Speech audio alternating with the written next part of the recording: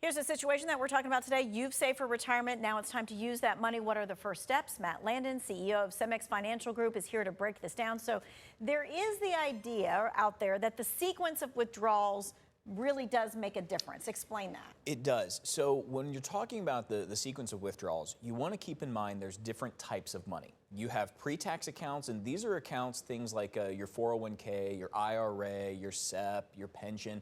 This is money you haven't paid taxes on. You also have your regular accounts that are kind of after-tax accounts. There's capital gains inside of there. Checking, savings, joint accounts, trust accounts. And then your tax-free accounts are things like a Roth account. So the order at which you withdraw funds, whether you pull primarily from a taxable account now or whether you take from a tax-free account now, that's going to have a really big difference on the total tax burden of what you pay.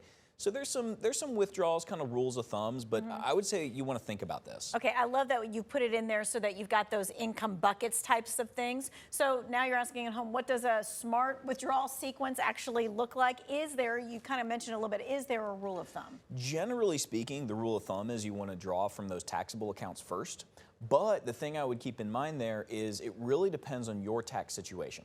So when we're talking about doing withdrawals, you may make more sense taking from, say, a trust account or an individual account to keep your taxable income lower. That could afford you the opportunity to do a Roth conversion or do other things inside of that tax bracket.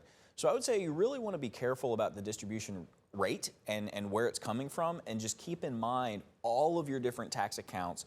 And remember, not every dollar is the same. A dollar account in an IRA is not worth as much as a dollar inside of, say, a Roth account, because remember, the government gets a piece of that IRA account. That's right. The Roth is all yours. Right, because you've already paid the Exactly. taxes on that. Okay, Yep. For someone who hasn't really thought about this yet, they're a few years from retirement, let's say, it's not immediate. What is the biggest takeaway?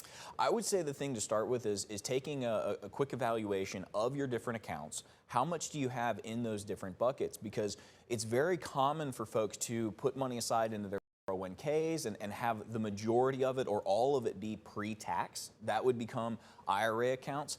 And so that's all fully taxable to you.